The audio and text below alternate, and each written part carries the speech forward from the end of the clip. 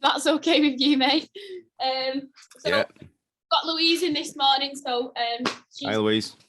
come down. She's made the effort on a lovely day off. You have been to the gym, though, haven't you? I have been to the gym, Obviously recording this for some of my guys and obviously some of your guys if they can make it and they want to watch this episode across the weekend, or if they've got them some time to kill over the next few days. So what I wanted to come on and talk about is training when sore or training when picking up bits of injuries. Now, I'm not sure about your guys, but I know a lot of my guys in the last 2 to 3 weeks have been quite run down, picking up bits of like cold, flus, things like that, or just typically feeling sore when they're coming into the gym, from a muscular point of view, from a joint point of view as well. So I just wanted to highlight some things that what you can do when you feel like that to try and manage them the best you can. So obviously still get a little bit of work done, might not be maximal work, but kind of talk through some tips and some bits and bobs about that. First and foremost, I was saying this to Louise, I think there's a massive ideology, especially on maybe Instagram, that you always should feel ready to train. You know, it kind of like, you know, you're doing something wrong if you're not, and you're always going to be motivated to train. You're ever not going to be sore as well. So I kind of wanted to come on and first and foremost kind of cover that. There's going to be days and weeks where you're like, yes, I'm ready to put my foot down on the gas pedal with my program. I'm feeling up to it. But also there's going to be some weeks where you can't just quite give that as well. So just wanted to get your take on that really. With, you know, it is okay as well to not feel up to training, or everybody's quite not in that place where it can give maximal work. Yeah, I mean, there's a lot to unpack there. I think the first thing that you need to look at if you're coming in sore is defining what sore is. Yeah. So is it a muscular pain? Is it joint pain? How does it feel? Is it something that's really sharp and then goes away really quickly? Is it something like a dull ache or pain that's staying around for quite a while? Yeah. All those can all flag up different things. Yeah. So yeah, I think the first thing you need to establish is like, you know, define sore. Are you always sore? Is it sore that's quite predictable? So a day or two after training, you're going to start feeling it. Is it something that gets worse with training? Is it something that doesn't go away, that's still hanging around for your next session? Because if all those are different scenarios, that can have different questions, but I'll try and home into what most of the time is the case. So if depending on what time of the day that you train, so if you train normal 9 to 5, you get in the gym before you start work, it's like a 6 a.m. session. The likelihood is you're probably just a little bit stiff or a bit sore, or maybe not sore, but maybe a bit stiff. It takes a while to get the gears moving before you start getting to your training. Plus at this time of year, it's freezing. I can tell by you two in the gym already. You got your coats on, nice warm drinks next to you. Yeah, they're not coming up anytime soon. So the chances are you're probably going to be cold, not moving as well as you probably would do. Mm-hmm. So yeah, this is where, especially someone who's a little bit older like myself, really, really pay attention to not skipping those warm-ups or not making it like a kind of a throwaway thing that's an optional. For me, the warm-up is part of the workout. Yeah. If you get bored doing warm-ups, switch your warm-ups up. Yeah. One thing that I really like if someone's short on time is, depending on how your workouts are set up. So if you've got a traditional kind of workout set up, where you've got like your warm up, your main lift, some accessories, some supplemental work, and then you're out of there, just flipping that in reverse. So maybe doing, you know, your supplemental work or your accessory work first, getting a nice warm, like raising your body temperature, get a bit of a light sweat, then going into your main work to main lift. Yeah. But if your guy, I know that your guys that have been training with you don't skip warm-ups. You know, I see you coaching, so I know that you got to be stuff there. But it's I think what he was asking from me is to try and specifics of what to do. So if it was anything in particular that was sore, so it'd be like shoulders, lower back, upper back maybe, hips, knee pain, all quite common. I don't know, what do you want to cover first, Luce? Well, it was interesting because the first thing I had on my list was actually addressing the warm-up. Not only that, getting your body, but sometimes mentally ready to train. As I highlighted before, you might not always feel motivated enough for it, especially this time of year. But using that first, 5 to 10 minutes of, like you said, that warm-up should be part of your workout. Getting that in first and trying to maybe work into some of those areas that, especially if you have a not very active job or those harder to reach places, kind of addressing those first.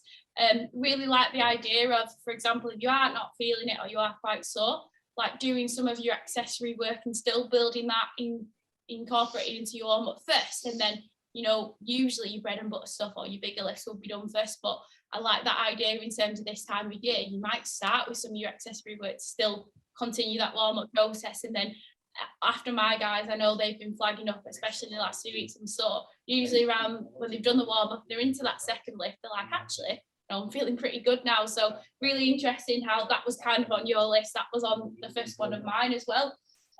So next thing I kind of wanted to talk about was working into those tight places. Now, before I was like really into my training looked a lot like kettlebell hip workouts, lots of cardio, again, not addressing any of my warm-up, and I kind of did, and I'll be honest on that, ignore those tight areas, and then they would flag up like the next couple of weeks, especially with my hamstrings.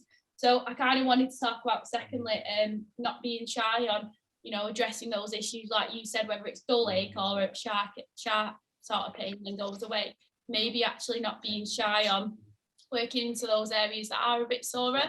I know how you work with your guys is they do readiness to train, and then obviously they'll feed into the warm-ups, and some of your guys were like, oh, I'm struggling with my back, or I'm struggling with my knees. Just kind of wanted to get your thoughts on obviously working into those tighter places when you are coming into the gym. Yeah. For those, I think it's movement. That's the main thing. You want to keep it moving. Probably the worst thing that you can do if you're struggling with tightness, stiffness, whatever you want to call it, it makes sense to get it moving. Yeah. So if it's lower back, I'll start with like the hips, upper back. There's nothing wrong with cat cams. There's nothing wrong with T-spine rotations. There's nothing wrong with YWTs. The windscreen wiper movements that you see all our guys do. Yeah. There's absolutely nothing wrong with that, because I remember someone telling me, or listening to someone years back on something similar to this. It was like in the mornings, we're kind of a little bit like frozen chewing gum. Yeah. Quite stiff, quite hard to move around. And then as we start to move around, become a little bit more pliable, we start to be able to move around a little bit more. We can change in different places. We can do all the things that we wanted to do in the first place. So first thing is movement. There needs to be movement there. As easy as it is to just say, oh, I'm too cold, I won't start moving around, let's just stick some weight on the bench, let's on the bar, let's start some bench presses. I'll use an empty barbell to do my warm-up. Yeah. It doesn't always work as well as that.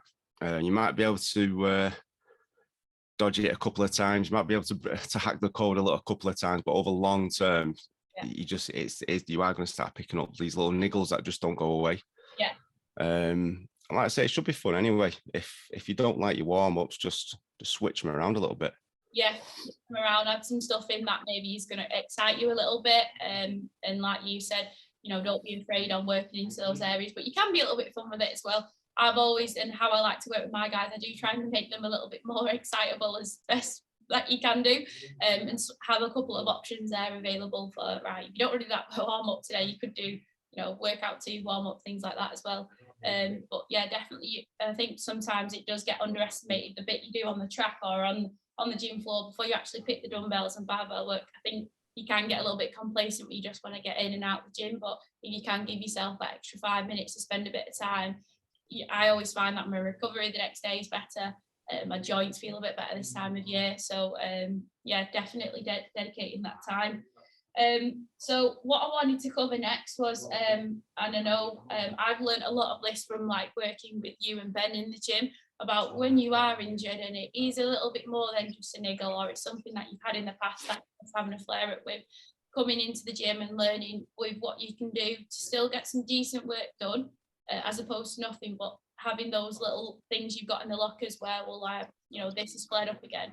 I'm worried about it, but I still want to do some decent work. So what I kind of wanted to address was sometimes exercise selection, if it is like quite a big injury that you've had before, is also going to be important. I know obviously what I've done in the past before is, you know, I've not been afraid as well to change parts of my program, even though I might be like week 3 or 4 in, if I'm having something that always aggravates it. Being a bit mindful about exercise selection. So it might look like a little bit, and I know a lot of us do like barbell work, you know, taking a little bit of that out, doing more machine type exercises or exercises that you may not think you're still getting decent workout, not being afraid to change them as well. I think when you've always got that awareness and that kind of little bit of knowledge in your locker where you're like, oh, I can change this lift and I can still hit my quads on, say, a leg press, a leg extension, that doesn't always need to be a back squat as well. So I think some of my guys this week, we've definitely been working on that. Like, for example, they've been coming in a couple of sessions on the bounce, you know, stuff's not been feeling great. We have been going through that, like, well, let's try this or let's tweak it for that. So not being shy and doing that as well. I don't know what your thoughts are about that. Pretty much the same as yours. So I think like what I started to do this intuitively, just from listening to, before I even met Ben. I was reading a lot of other physiotherapists who were also lifters. So like Quinn Hennock, Dean Somerset, Tony Gentlecore, really, really good guys to get lots of information from. And they're pretty open as well. If you ask them a question, they're probably going to get back to you. And then when my first cross pass with Ben, and he started working with us, we had a lot of, obviously, Ben's knowledge on the anatomy and injury is way more superior than me, because he's far more intelligent than I am. But we did have a lot of common interests about training, and also training around injury, because you'll know yourself, Luce, no one's brand new, even if regardless of age. I don't think it's an age thing. I think, you know, people, from what they do every day, whether it's sat at a desk, whether it's a manual job, people come around with different body postures, whatever. So going back to deciding that, you know, an exercise selection, if something's particularly sore or something's painful, the first couple of things that I would look at would be the load that's being used. Yeah. So what weight you're lifting. Is it because it's too heavy and it's making, so in a bench press, for instance, if the barbell's too heavy for what you're doing at that moment, is it because your shoulder's sitting in a position it's not used to? Yep. So it's causing pain that way? Is it making you lose your brace, which might be causing little problems elsewhere? So yeah, the first thing I'd do is I'd make it lighter. Yeah. If it was a machine like like pull down, something like that, they're quite easy. Just make the weight a little bit lighter. Yeah, definitely. And then perform the reps. Does that take the pain away, or does it reduce the pain? If it reduces the pain but it's still there a little bit, you know, lighten the load a little bit more. So the first thing I look at is load. Is it too heavy? Is that what's causing pain? The next one I look at is actual volume. Yeah. So are you doing a lot of it? Are you getting to the point where you're so tired you can't keep a good position anymore? Yes. And again, that's over a period of time. I wouldn't make rash decisions based on one thing, because it might hurt one day, might not the next. Yeah. And you can just, again, if you're recording your training, if you're logging everything, whether you're using an app or whether you're using old-fashioned pen and paper, if you're logging those and making notes of what you're doing, then you'll start to see these breadcrumbs and, like, you know, connect the dots about what's hurting you, what do you need to change to make it more beneficial for you. Yeah. I think scrapping the exercise altogether is your first reaction, but it's really something you've got to resist, because it might not be the exercise selection, it might just be what you're doing. Yeah. Or how you're doing it. Even when you get to the point where you've reduced the load, you've reduced the volume, and it's manageable, but it's still not quite right, just changing the angles. So the bench press, it could be a grip, it could be a neutral grip, like a football bar using neutral grips. It could be fat grips that you're using where you put the extra grips on. It could be an incline, it could be a slight incline, it could be a slight decline, it could be, you know, there's so many, like a wide grip, narrow grip. There's so many different things that you can use before you start going to right, the bench press, it hurt me once, I'm not doing that ever again. Yeah, definitely. Yeah, and then what was the other part to that question, Luce? So just learning to having a few things under your locker about, you know, how to tweak and change things. Something that again I picked up from again just having more time around the gym when you've been working with clients and Ben's been working with clients around range of movement, but also controlling things tempo wise as well. So for example, like you know, if you are working with that exercise still and you know you are still struggling, you're trying to figure out like kind of what is it that's kind of causing me that. Something that I've always found beneficial for either myself or with clients is looking at some of your range of movement. So when you are at say at that top range of movement, is potentially that's where you either getting some sort of pain or learning that to shorten that up a little bit. I've worked with clients in the past before where we've had to be mindful about that range of movements because we do seem to get either flare-ups, post-training, things like that. And then closely linked with that is tempo. So if you slow things down a little bit, it is a lot easier to control as well, and not being shy on doing that as well. And that can be a really good preventive technique as well. Like for example, a really good exercise I could think of off the top of my head is like a RDL or a stiff leg deadlift. If you either are rushing those movement patterns and stuff, they sometimes don't feel as great, and sometimes it can throw you out of position as well. So learning to control things from either a range of movement and a tempo point of view can be something that I definitely recommend doing as well when working with clients. So just wanted to get a bit of your input on that. Yeah, the most important word used there was control. It's everything can look correct how someone moves, but it can still cause pain, or it can still be a little bit. I don't know if you can hear all the traffic outside. You hear that banging? Can you hear it? Or can you not? That's okay. Yeah, so yeah, with if you don't have that control in your movement, that's where the problems start to come. Also expecting everyone to have the same range of movement as well, like you said, that can cause a lot of problems. There's a fixation with Aster-Grass squats. Yeah, I definitely can't get Aster-Grass. I don't think I ever have. I can get depth better. Yeah, or if you could, it might not look pretty. Or it's the slut drop squat. I can't physically get into that position when I try and demo it. My hips, knees, ankles from previous injuries, or when I used to play netball, I just can't. I can't get back up from that position. So yeah, and that's not uncommon. So yeah, control is like is the most important thing.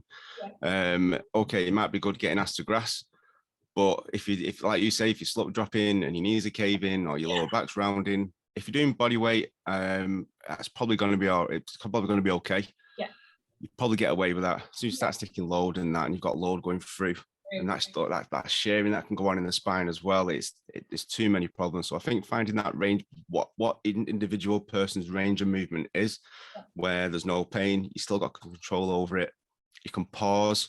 Yeah. Because you said as well, adding pauses into your lift, that's so important. If you want someone to get better at any kind of movement, get them to do it slowly, because it sucks. And if people are really like try to rush through that movement, then you can start seeing where those weaknesses are. You just spend a little bit of time there. Yeah, definitely. Yeah, if you really want to get on someone's bad side, make them do pause squats. Pause squats, I've had them a few times in my program, and you do finish this and you feel like you've got a lot more workout as well. Yeah. But it is really, really important, because again, you start to learn a bit more about yourself, about what things feel like at the end range of movement. Yeah. So yeah, they are important, but we do get a lot of grief for it. Yeah, it's really interesting as well to have like this more discussion type of coaching workshop as well. Kind of giving clients, and I know how you and especially Dave Green works, there's sometimes not always going to be one answer that is going to be fits all clients. It's always going to be relative, and it's always nice to have a bit more information or looking at things in a bit more detail. And like you said, it's nice to discuss things, and like how you've talked about through a couple of these points throughout this workshop, it could be for this, it could be for this, it could be for this, you know. It doesn't always have to mean, you know, this is what you need to do going forward. You know, it's having that sometimes bit of knowledge in your locker to be like, oh, could be for this, or I know what I can do when I'm like this, or I can change some bits and bobs. And I haven't actually thought about changing some of my training when I do feel like that. So sometimes it comes back to that auto regulation as well. Like if you've got that little bit of information in your locker, and you know that it's not just a definitely yes or no, or this is right, this is wrong type of pathway. It encourages you to train for a longer period of time, more sustainable period of time, but be able to train for the full year as well. So something that I like to run, that sometimes you might be a bit like, well, why am I even doing this? I'm ready to push on. Having like easier training weeks at certain points throughout the year, or cross training blocks, is so undervalued, I think. I've been there myself, where I've been pushing to either get to the next physique or push to get to the next sort of strength level. And I have been like, no, I finished this block. I've just had 6 weeks where I've been building it up. I do need to give my joints, I do need to give my muscles, and even just mentally, that little bit of an easier training week as well. So I think sometimes, even though you're in that mindset about, I'm really good at the minute, I'm really motivated, don't sometimes skip that importance of that easier training week every now and again. And that can be halfway through a training block. It could be at the end of a training block, but it can set you up better to train for, say, throughout the full year, as opposed to, say, there is some coaches out there, some great coaches, they run training blocks for, say, longer periods of time, like training till failure or training hard and every single day across that week. And I say to some of my guys, well, imagine if I said that to you, we're never going to have easier training weeks, or deload weeks, what I like to call them. And if I asked you the question, would you be able to take to that for 52 weeks of the year? I think when you ask a client that, sometimes they're like, oh, actually, I don't know if I will be able to commit to that. So sometimes not being shy and doing that as well. I always find with being a woman, when I'm due on, I find it easier to run a deload week, say after that week. Or for example, if I've got a lot in my personal life, I'm quite high stress, or I know I've got a really big week on, sometimes being a little bit more selective about, right, I'm going to run an easy training week then. So kind of not being scared to look at what else is going on around, say, just your training, nutrition, and, factoring those weeks in throughout that as well. So just wanted to get your thoughts on that as well. Yeah, going the last thing that you mentioned, I think is really important. A large percentage of my clients are female, and I totally get that. It's knowing that individual. So even around those certain times of the month, it's knowing when their best performances are. Yeah. But again, there's no right or wrong answer. You're not saying, right, this is what normal science says. Everyone's going to follow this rule. It might be totally different for each person. Yeah. So but going back to like the auto regulation stuff you were talking about before, you're absolutely right on that as well. It's highly individual. In fact, I rarely trust people who give black and white answers saying this is the right answer. This is the only thing that you can do. This is the only thing that works. Yeah. Because they're either selling something or they're not well rehearsed in it. Yeah. It always seems to, and it seems like you've probably fed up for saying this as well, Luce, but that it depends answer always seems like a bit of a wishy-washy answer, but we need more info. We need, like, one of the first questions I said before about, soreness. That's a really, really broad topic. It's like okay, define sore. What's sore? Is it a sharp pain? Is it a dull ache? Is it something that's lasted for ages? Is it something that comes after training? Is it, is it local? Is it all over your body? There's even more questions than that. Yeah. So yeah, it may seem a little wishy-washy, but that's what our jobs are. We work together and we investigate of what things are. If it's only certain times in a month where performance dips, okay, let's build a deload around that area where you might be able to work a little bit better. You can take the break, you can put the brakes on a little bit. Let stress settle, because don't forget, training is supposed to be fatiguing. So from week 1, that should be easier than week 4. At the end of week 4, you'd be saying, Jesus, Lucy, please give me a deload because I'm ready for it now. That's how it should be. At the end of the training block, And you might get to week 4 and say, I've got a little bit more in me. Okay, let's push it another week. Or there is that scope. That's where the auto regulation comes in. But I kind of lost my thread a little bit there. But you do need that kind of week where you think you just need to put your beans in the cooler, like just dial it back a little bit, and just prepare yourself for the next block of training, because your next block of training is going to be even tougher. Yeah, definitely agree with that. Now I want you to niche off a little bit with obviously coming towards the latter part of our workshop. Now, I know, for example, working with more clients, you do get a little bit more experience. And like you said, your job is to kind of investigate and support. I like to work with clients on an individual basis. So how I work with Louise might be different to how I work with Demi, how I work with Stacey, loads of different things to kind of do with that. I do think maybe common topics that have been coming up with that, especially some of my team lead guys, or even some online coaching guys, is sore knees in the morning. I always find, now when I give them the answer back, I don't know if they actually believe me, but it was interesting how you touched upon it earlier about when you wake up, you are like a hard chewing gum, and then you do kind of loosen up a little bit and you do get a little bit more warm, especially if you're doing your warm up, maybe your third lifting. Coming in with sore knees, now I wanted to ask a couple of maybe your go-to points with what would do if it was just general aches, dull aches, sore aches, maybe with just that coming out of bed, getting to the gym. I know you're an early morning trainer, Louise, so just wanted to ask you as well, do you ever feel stiffer if you train in the morning, say before work, than say maybe early afternoon at the weekends as well? At the moment, I'm not too You bad. feeling good? Yeah, I understand what the whole principle around the warm up and everything. Yeah. And I do get, you know, you are like Louise, like chewing gum, you do need to get that engine going before you can actually start moving. But yeah, if I'm honest, over the past couple of weeks, if I hadn't have warmed up, I would have noticed the difference. Noticed the difference, yeah. Because you know yourself, you're like, oh God, it's freezing in here. And you're actually...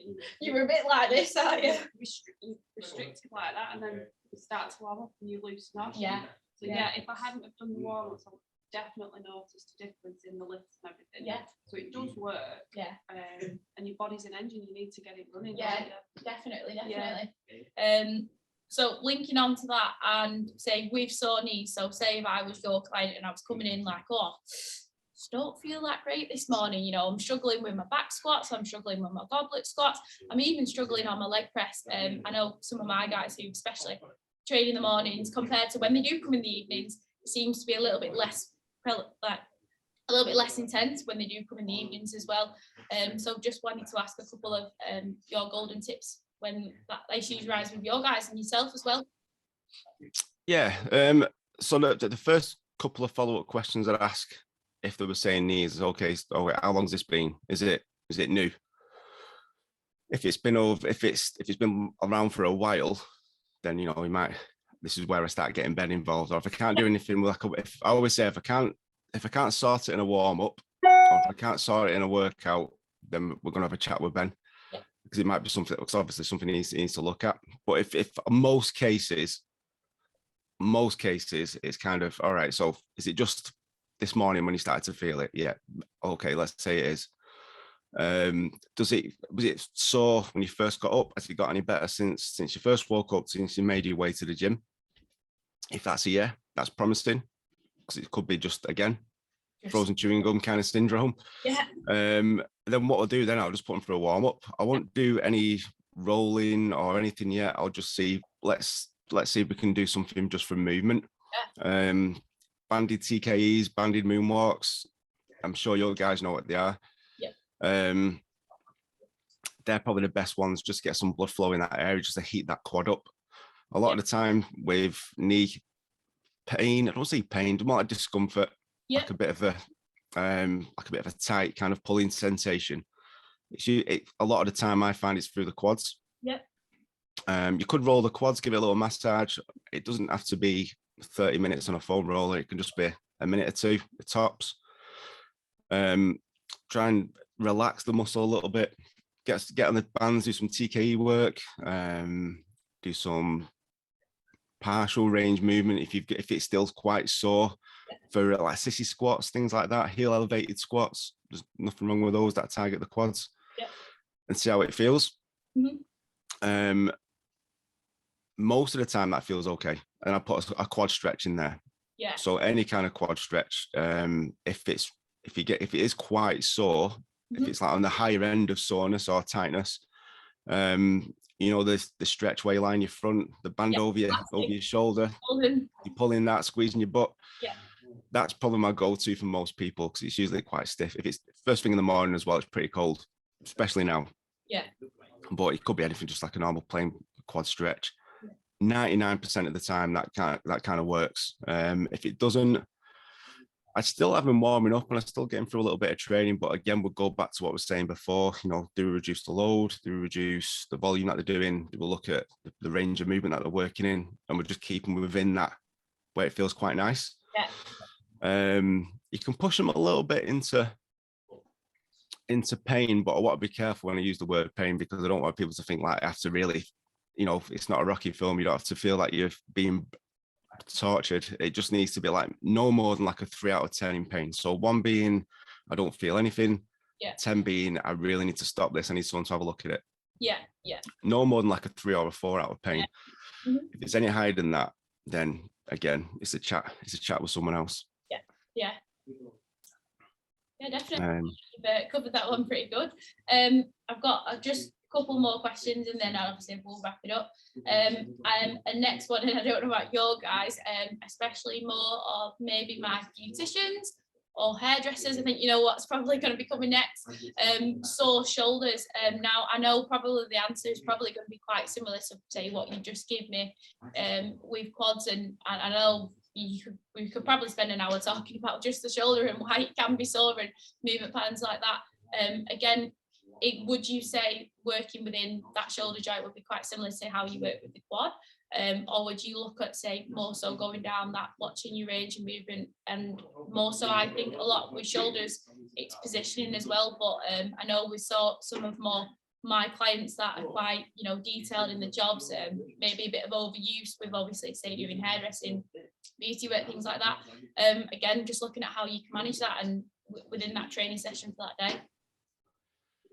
Yeah, I've trained my fair share of hairdressers, nail techs, people who use tools, a lot of kind of repetitive movement, whether it's like turning or like you say, kind of like in that position hunched over.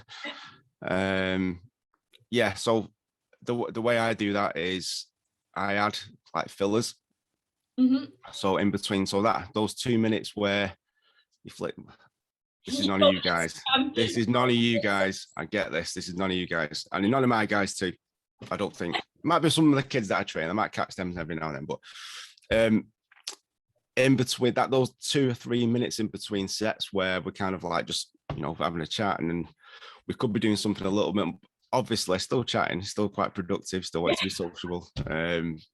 But in between those, you could set up a band, get some external rotations going with the band. You can any kind of external rotation because the shoulder is quite complex. And a lot of the things that we do is internal rotation. So I'm in bloody pitch black here, so you can't really see me, but it's more when the shoulder's kind of inwards.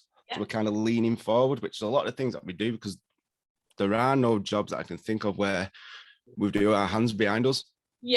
We don't work everything's in front. So whether it's driving or, you know, whatever it is, it's kind of in that hunched forward position. So any kind of like exercise where you can throw in that target, that anything that works on the muscles surrounding the scap, rotator cuff muscles, any of those you can throw. There's so many of them.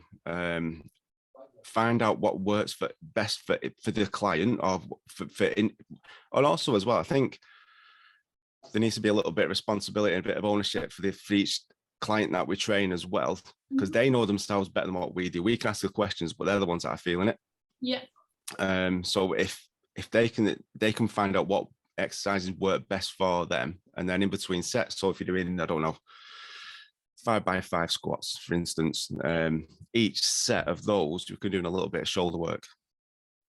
Now on its own it might not be the miracle cure, but if you're doing that 3 or 4 times a session, 3 or 4 times a week, over a month, over 6 months, over 12 months, that's going to be a lot of work that's going to be going into that shoulder to try and keep it stable, because that's what happens through a lot of shoulder pain. It's instability.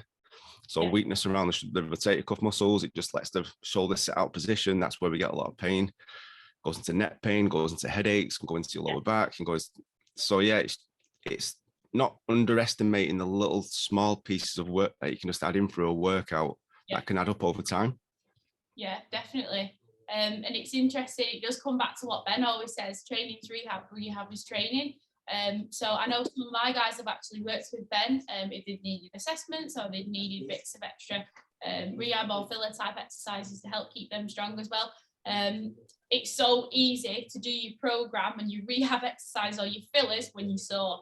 Now, when you're not sore, I have been a sucker for this in the past with like lower back flare-ups. It's so easy to kind of skip those fillers or skip those fillers that you know you can introduce in some of your warm-up type exercises as well. So kind of keeping on top of them and do still having that mindset that training is rehab is training. And I know that's something that you and Ben both advocate quite strongly as well. But yeah, it's learning. And I have one of my clients, Jo, she won't mind me using her example. She's been guilty of that when she's feeling good, when she's feeling strong. Sometimes those, you know, fillers and those rehab exercises do get put on the, oh, just do it tomorrow. But then, you know, it is interesting as well when you are more so, you're like, I'm taking this rehab program really, really seriously. But like you said, incorporating it, you know, when you would just be on your phone or chilling, sat down, you know, in between those sets, why don't you try and keep working on those maybe weaker areas that, you know, can support your training in and around whether you're training that muscle group or not. So really nice to get that input from you. Last question of coaching workshop, obviously, as if Louise has got any after this. Now, last one, and I think we've all struggled with this, is when you've come into the gym and you've still got severe DOM leg pain. Say if you're going into a new block of training, say if you've got a new exercise variation in there, so you've changed up your deadlift variation, you've changed up how you're hitting your quads, your kind of go-to thoughts on, right, my DOMs from Monday quite high, and I'm supposed to, in my full body session today, I'm supposed to be hitting those leg exercises again. Kind of how you would go about obviously managing those DOMs on that next day or later on throughout the week. Yeah. All right. So hang on, it was my son breaking into the garage now to get his bike. You've just gone super, super bright now. No judgment, no judgment. No, I'm going to call him in, innit? Yeah. Hi, Ben. Hi, Ben. Hope you're not camera shy, pal. I know. Yeah. So one of my jobs this weekend is to build a partition wall. Yeah. So when you're doing your office work or your camera roll, yeah, that would be a shout. I've also got to keep all the Theo as well, because Theo's here as well. Oh God. Just one hand on the collar, just the odd stroke. Just one hand. Nice and chill. I'm open 100% same with him. Yeah. So yeah, so going back to like soreness. Morning, Akas. So going back to muscle soreness. Yeah, so it's one of the things that we need to be careful of. Put you off a little bit there. Yeah, it was a little bit.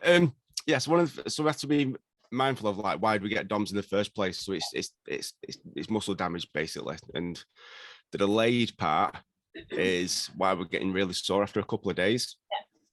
So DOMs is not really a bad thing. Mm-hmm. But it's also kind of something that we shouldn't be wearing as a badge of honor either. If we're always super sore, if we can't walk the stairs, we're crawling up. It's pretty funny for the odd story every now and then where you're saying you can't sit on the toilet. Yeah. Those are pretty funny stories, but it shouldn't always be like that.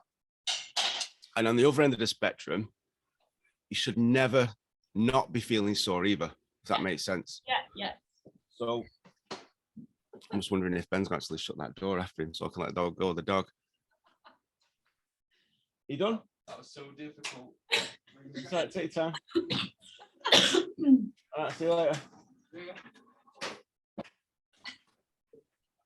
It's gone quite cool and dark now. It looks really cool when you're in that dark position. I kind of lost all the magic of the darkness then. So going back to like why we're sore in the first place, it should be a mix of you shouldn't be always constantly sore from training, but there should be some kind of signal there that you've actually done a bit of work. Yeah. That nice little quad DOMs that you get, that's quite nice. Yeah. Compared to the hamstring DOMs, which sucks constantly. Oh yeah. So that's pretty much why we get sore in the first place. I'd say the best way to kind of manage DOMs is to not get to the point where you're so sore, you just don't want to speak to anyone, you don't want to leave the bed, you don't want to. Really irritable. Everyone annoys you, everyone's evil. You know, you don't like yourself very much. Yeah, that is so true. So it's kind of limiting and managing your training, so you're not getting into that kind of state often. Yeah. But you know, you are training. You do Yeah. want to feel that a little bit. You don't want that kind of reminder that you're actually doing that. Light training helps. Mm-hmm. Ben Cole was actually talking to me about this, and I kind of I do agree with him. It's not often I don't agree with him, to be honest. But he was saying repeat. He said what you could do is for DOMs, something that he kind of believes in, is to repeat the session again, but do it super light. So whatever the again, exercise selection is not that important. You just want to get some movement in there. Probably not get into it. So again, it has to be super light, because obviously you don't want to cause more muscle damage, and then you're going further and further into that hole. Some people take painkillers, but there's some research saying that information is part of, you know, the process of it's why you get stronger, it's why you build bigger muscles. If you're taking like ibuprofen, it kind of blunts that effect a little bit. I don't know to what extent, but I've never taken like ibuprofen, or I've recommended ibuprofen. I know some people who have, but you kind of need that inflammation to you need that to start the process. So you don't really want to blunt those off. Sleep is so important. Sleep is probably the most underestimated, undervalued, undermarketed thing you can ever do in terms of recovery. Hydration, good nutrition, pretty much all the stuff that doesn't sound really sexy. Yeah, that is so true. You always think, oh, it's going to be this golden answer, like, oh, I've never done that before when I've been sore, but just come down to the basics. And it's interesting now, I said earlier on about some of my guys feeling like run down, bits of cold, flu, comes down to those basic principles again, like make sure you are looking after yourself. You know, it might look like a bit extra food, it might look like, you know, having a lighter step day or a lower training day. Those concepts are quite transferable as well, and I definitely think this is why I needed to make sure this workshop was filmed, because I needed all of my guys and maybe even your guys to listen to it. Some of the things that obviously we've talked about, it's so important this time of year. In the summer, I don't know whether you just don't tend to notice those things that much, or you know, maybe more your immune system's more run down because obviously it's colder outside. But that principle of looking after yourself from the fundamentals of, you know, adequate water intake. How many of us this week have just had 2 brews and then nothing else for the rest of the day because it's cold and you don't want to drink your water? You know, are you getting into that optimal sleep range? Are you having types of foods within your diet that have got like antioxidants that do help reduce inflammation, help boost your immune system? So coming back to those fundamentals of, when I say to my guys, I did a post on Unicircle about this yesterday, make sure you're looking after yourself. Just sometimes comes down to those couple of basics, but again, how we look after ourselves can also be how we do manage those DOMs and that muscle soreness as well. Other things, like you said, that don't sound super sexy, sometimes make a massive difference for coming in and feeling up to training that next day or the next week. And kind of to go to the other extreme, using examples like professional athletes, you know, so many things will need to be fine-tuned in for like performance or competition on the day. Again, we probably don't sound too sexy and too maybe sports sciencey, but they'll be doing lots of the same sort of things as well. So it's interesting how it transfers to obviously recovering, feeling sore, feeling injured, tired, but also looking after yourself. And you know, colds, flus are coming about, things like that as well. But yeah, no, it's been really good to obviously have a bit of more of a discussion about obviously some of the things that I've found have been prevalent or are cropping up at the minute. And like you said before about, if someone just gives you that black and white answer, you know, this is what you should always do when you always feel like this. And like you said, it's, well, are you very researched? Because we know when we work with a human, so many other factors and variables can change day to day. You do need to do that bit of investigation work, and having some of the things that we've talked about in your locker and that you're self-aware of can help you train for across the year, hopefully pain-free, or hopefully, you know, where you're able to go again or into it the next week. So a massive thank you for your time today, Andy. It's been obviously really nice to have your input as well. Louise, do you have any questions for Andy before he jets off and leaves us? No. I think he's covered pretty much everything I had on my list today, so I'm pretty sure from that. Andy, do you have anything else you'd like to finish off on? No, I really enjoyed it. I always appreciate being asked to do stuff like this. So yeah, Thanks Yeah. for listening to me ramble on. No, Paul, all your things that we've talked about, it's interesting to have that discussion, and you do sometimes pick up the odd extra thing as well. But yeah, no, I really, really appreciate you coming on. Obviously this session has been filmed, so I'll email you a copy if you want to forward it to say some of your guys, or to post, or some of your inner circle groups, and then obviously I'll make it available for some of my guys as well. But yeah, really appreciate it today. Thank you. Oh, cheers, Luz. Okay, have a lovely weekend, and I'll probably see you on Monday. No worries. Have a good weekend, guys. See you later, Andy. Bye. Bye.